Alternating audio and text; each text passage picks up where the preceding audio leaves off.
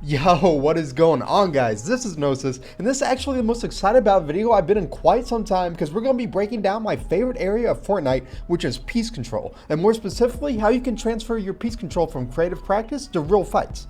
Knowing how and when to use piece control is, in my opinion, the most important part of fighting in today's game, and I'm confident that after watching this video, you'll start dominating fights with your friends and in real matches. So if you find this helpful, please consider taking time to drop a like on the video and sub to the channel if you're new here. Now let's get right into it. Alright guys, so the map we're going to use is Raiders Piece Control Practice Map V2, and I will have the code of this in the description so you can follow along and practice. So there's going to be 5 drills I want to go over. Just for the sake of not overloading you with information, I'm going to pick the 5 that I feel are most important and the easiest to learn as a beginner. Okay, so target number 1, this situation is going to be when someone is a few tiles away from you. So they're going to be, let me run through this. They're going to be on the other side of a wall right there, and that would be their wall. So in this situation, what we're going to do is just place build pieces like this to protect us from getting shot the entire time we are going towards them. And once we get to them, we're just going to put up a wall, surround them from behind cover, and then take a shot. So full speed, it should look like this.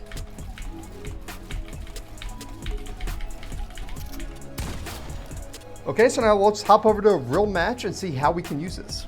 So this first clip comes from a Zone Wars match, and to start, let's just quickly watch this at full speed and see what happens.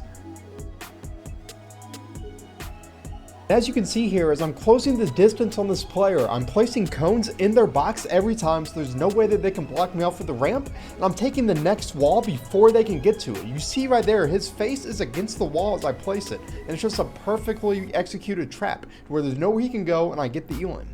Alright, so let's look at our next in-game example, and I apologize the quality is not the best. I ripped this from one of my Twitch streams.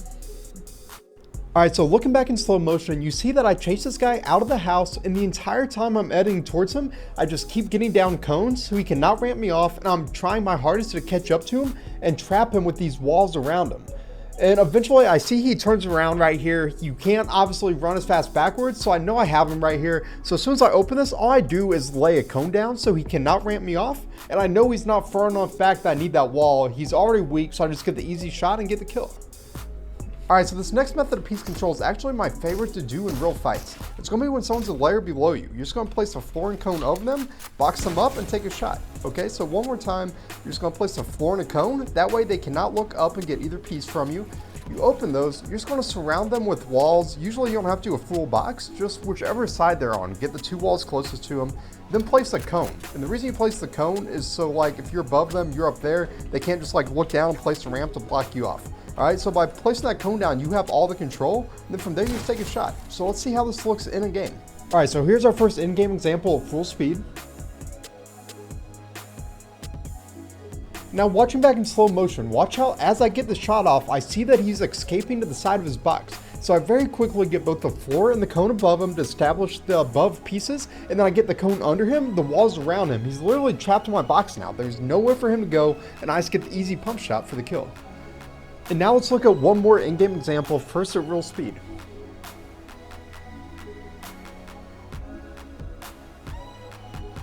So watching back now in slow motion, you can once again see that this guy is 1 layer below me, so I get the floor and the cone above him to establish that piece control, and then I double edit through, I get those back walls, and from there he's trapped in my box. So I get the first shot off, but now what some people would do right here is just make the very obvious edit to the floor piece, but I don't want to do that because I know he's going to have his pump shotgun ready. So what I do is fake to the right tile of the floor and then edit back through the left. It just completely throws him off guard, and I'm able to get the kill. So moving on, we now have one of the most important techniques that you can learn in Fortnite at the moment, and that is the high wall. So to do this, you are going to have to be able to side jump like this. So if you cannot yet side jump, I would just go to creative and really grind that out. Okay, so how we're going to do the high wall is as we jump for this side jump, we're going to look up and place walls 2 layers up, and then catch ourselves with ramps. From here, we're going to edit a window, place a cone through, and then we just have different options from here. Like we could edit this, place a ramp, wall, come through, window. There's really a lot of ways you can do that. So here's how that's going to look at full speed.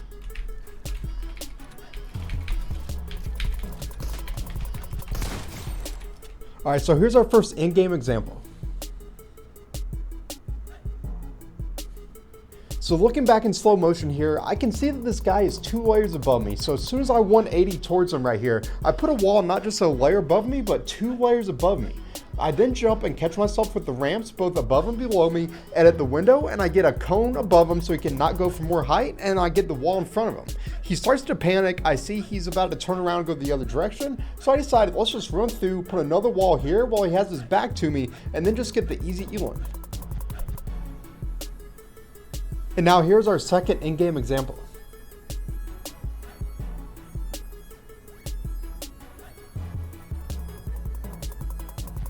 So watching back in slow motion, you can see I once again just jump and get walls 2 layers above me, so I'm able to get that wall in front of him even though I'm so far below him. From there, I get the ramps above and below me, I edit the window, and I get the cone. And you can see right here, he was actually building up for height. You can see from his ramp right there, and my cone is the only thing that blocked him from getting more height on me.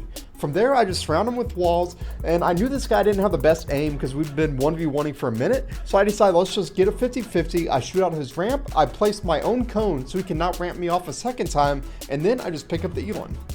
So next up, we have one of the oldest forms of piece control in the game, and that is the Mongrel Classic. So for those who don't know, the Mongrel Classic is where you just take their wall, you edit these bottom 4 tiles, and place a ramp in front of them. From there, you flip the ramp back and take the shot.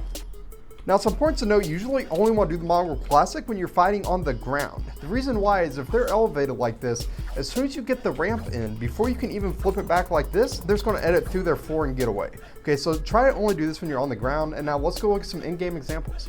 So this first example I actually remember vividly because this was the first day that arena points reset last season. Alright, so as you can see, we're on the very first floor, like we're on the ground, so there's no way this guy can edit down. And I see he's probably not the best player, he's just hiding in a wood box. So I'm able to get this wall, and as soon as I get the wall, I make the edit, I flip the ramp back, and that's just a textbook Mongrel Classic right there. Like, it's not that bad of a move to get down as long as you get those reps in. So let's look now at another in-game example. So once again, we're fighting on the ground, which means there's no way for them to edit through their floor and escape from below. So in these situations, I always prefer the Mongrel Classic over a cone in their box. So once again, just edit the wall, flip the ramp, and it's just a textbook Mongrel Classic. Like, I promise this move works so well once you get it down. So this last drill is going to be one of the most common situations you find yourself in real games. And that's when you drop down on a ramp in front of their box. Okay, and the actual piece control you do here is really not too important because that's not what I want you to focus on here. Okay, what I want you to focus on is when you drop down, you always have your gun out, you never take out your pickaxe. All I want you to do is get in the habit of taking these walls with your gun. Okay, so let's go look at a few in-game examples so I can show you why this is so important to get down. All right, so here's our first in-game example from a recent arena game I was playing. So watching back in slow motion, you'll see that I did originally have my pickaxe out, but I just very quickly hit his box once and then get my gun out like I told you guys to. The reason being is most guys like to play aggressive from this position when you're on your ramp. They're going to edit out thinking you're going for the wall with your pickaxe because that's what 90% of average players do. And because you already have your gun out, like you see there, I have a pre-fire lined up. So let's look at one more in-game example and do not blink or you may miss it. So how crazy is this? Because I dropped down and instantly have my shotgun out, the literal millisecond that he makes an edit, he's already dead. Like, you know, that caught him so off guard. He had to be raging, and that's what you can do by always dropping down with your gun out. Alright guys, there you have it, how to transfer your piece control from creative practice to real games. So please let me know in the comments if this did help you. If so, I would love to go through the rest of the drills in Raiders map and provide even more in-game examples to help you win more fights with piece control. And as always, just please leave a like on the video if you found it helpful, sub the channel with notifications on if you're new here, and until next time, keep on grinding.